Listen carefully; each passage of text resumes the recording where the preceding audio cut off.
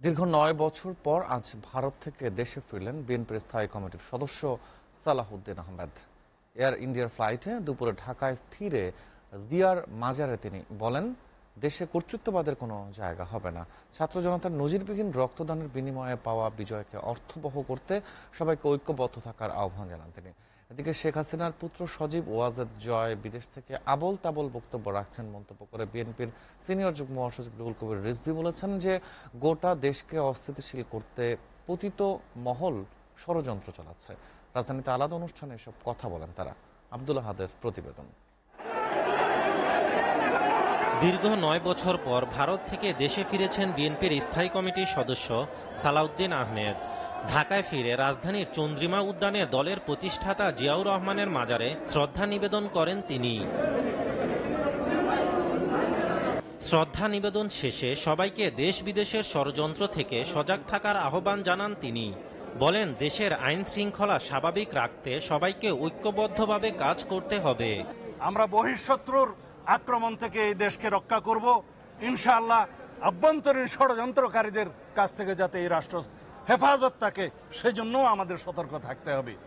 এই মুহূর্তে আমাদের সবচেয়ে বড় দরকার আমরা সবাই ধৈর্য ধারণ করি, শৃঙ্খলা ফিরিয়ে আনি, সমস্ত জায়গায় আইন শৃঙ্খলা পরিস্থিতির উন্নতি করি। স্বাধীন রাষ্ট্রের নাগরিক হিসেবে সবার সমান অধিকার নিশ্চিত করে সকল বৈষম্যের অবসান ঘটাতে হবে বলেও জানান সালাউদ্দিন আহমেদ। আপনারা শৃঙ্খলা ফিরিয়ে আনুন এবং এই দেশে যে একটি একবিংশ শতাব্দীর পৃথিবীতে একটা নজিরবিহীন ছাত্র জনতার বিপ্লব হয়েছে, সেই বিপ্লবকে পৃথিবীর সামনে দেখিয়ে দিতে হবে। এই রক্তাক্ত বিপ্লবের মধ্য দিয়ে এই রক্তস্নাত বাংলাদেশকে আমরা প্রকৃত একটি গণতান্ত্রিক এবং আইনের শাসনের রাষ্ট্র বানাতে পেরেছি। ২০১৫ সালের ১০ মার্চ ঢাকা থেকে গুম হন বিএনপি নেতা সালাউদ্দিন আহমেদ। এরপর ভারতের অভ্যন্তরে ফেলে আসা হয় সালাউদ্দিনকে। গ্রেফতার দেখিয়ে মামলা করে মেঘালয় পুলিশ। মামলা লড়ে ২০১৮ সালের ২৬ অক্টোবর ভারতের আদালত থেকে সালাউদ্দিন খালাস পেলেও অনুমতির অভাবে তার দেশে ফিরতে দেরি হয়।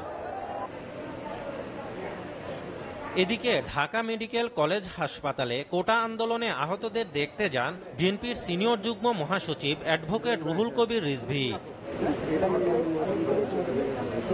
এ সময় তিনি বলেন, গোপালগঞ্জে যারা সেনাবাহিনীর গাড়িতে আগুন দিয়েছে তারা সন্ত্রাসী দলের সদস্য। তাদেরকে সবাই মিলে প্রতিহত করতে হবে বলে জানান তিনি। তত্ত্বাবধায়ক সরকার প্রধান তিনি গতকাল বলেছেন যে অ্যাকশন শুরু হলে সবাইকে সমর্থন দিতে। আমি মনে করি দেশের আপামর জনসাধারণ, গণতন্ত্রকামী মানুষ প্রধান উপদেষ্টার এই বক্তব্যকে সমর্থন করে। অন্তর্বর্তীকালীন সরকারের সকল কর্মকাণ্ডে বিএনপির পূর্ণ সমর্থন রয়েছে বলেও জানান বিএনপির এই সিনিয়র নেতা।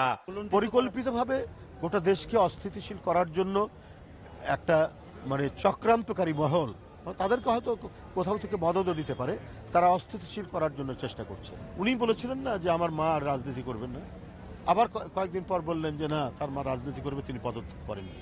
তো কাণ্ডজ্ঞানহীন এবং যার কথার মধ্যে সবসময় দ্বিচারিতা থাকে, বৈপরীত্য থাকে।